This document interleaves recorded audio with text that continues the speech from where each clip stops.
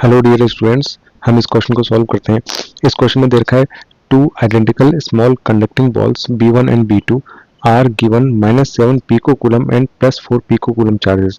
तो आपको सबसे पहले तो ये याद होना चाहिए, पता होना चाहिए कि पिको कूलम को अगर कूलम में चेंज करते हैं तो कैसे चेंज होगा। जैसे अगर मान लीजिए हमें -7 पिको कूलम को लिखना होता कूलम में यानी ऐसा यूनिट में, तो हम कैसे लिखते हैं -7 इंटू मल्टीप्लाई कर देते हैं 10⁻⁻12 से, तो पी को हट जाता है, यानी पीको की जगह हम इंटू 10⁻⁻12 लगा सकते हैं। ठीक है, लेकिन यहाँ पे फिलहाल पीको को पीको ही रहने दो और सबसे लास्ट में जाकर के हम इसको चेंज कर देंगे। ठीक है, इसलिए हम पीको को हम पी से ही रिप्रेजेंट करते हुए चलेंगे लास्ट तक। तो इसमें क्या करें, two identical small conducting balls B1 and B2 are given -7 and इतना। ठीक है, तो एक B1 बॉल है, एक B2 बॉल है, ये दो बॉल आपस में कांटेक्ट में लाई गई हैं। ठीक है, पहले वाले पर जो चार्ज है वो कितना है -7 पिको कूलम चार्ज, इस पर कितना है +4 पिको कूलम चार्ज। आगे कह रहा है they are brought in contact with the third identical ball B3।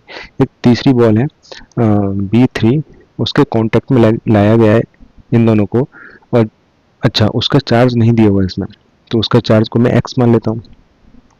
Then separated, अच्छा पहले इन तीनों को आपस में कांटेक्ट में लाया गया, कांटेक्ट में लाने के बाद सेपरेट कर दिया, अलग अलग कर दिया, और फिर कह रहा है if the final charge on each ball is -2 pico coulomb. तो साइड में लिख लेता हूँ, जो फाइनल चार्ज है, फाइनल चार्ज कितना दे रखा है -2 पिको कूलम। ठीक है, तो ये हमारे पास डायग्राम हो गया। अब फाइनल चार्ज दे रखा है -2 पिको कूलम, और इस कंडीशन में आप हमेशा ध्यान रखना, जब भी दो चार्जेस को या तीन चार्जेस को आपस में कांटेक्ट में ला करके फिर सेपरेट किया जा रहा है, इस कंडीशन में हम फाइनल चार्ज का एक फॉर्मूला लगाते हैं।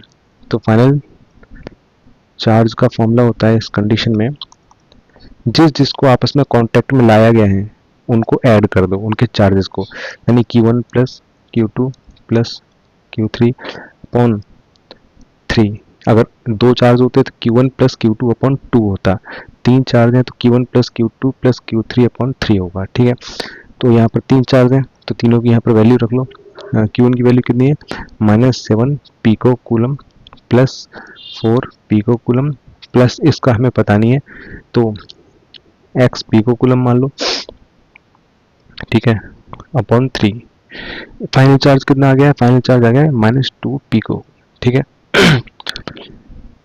अब ध्यान से देखो क्या पूछ रहा है क्वेश्चन में, the initial charge on B3 पर कितना चार्ज था ये पूछ रहा है, और B3 पर जो इनिशियल चार्ज था उसको हमने x माना है, मतलब हमें x की वैल्यू पता करनी है कुल मिला के। ठीक है, तो अब जरा इसको ध्यान से देखो कैसे करेंगे सॉल्व।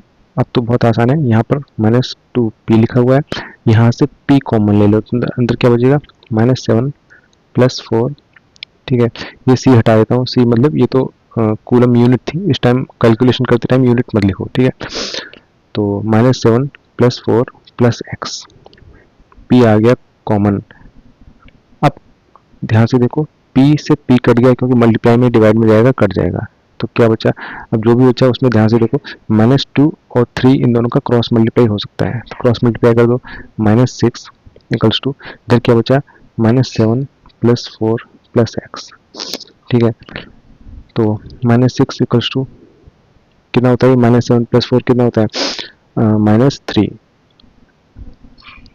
ठीक है, अब -3 को उधर पहुंचा दो, -3 उधर जाएगा तो कितना हो जाएगा, -3 जाके +3 हो जाएगा। x की वैल्यू आ गई, x की वैल्यू कितनी होगी -6 + 3 होता है -3, -3 आंसर आ गया, और जो इसका आंसर आएगा वो पिको कूलम में आएगा। ठीक है, पिको कूलम।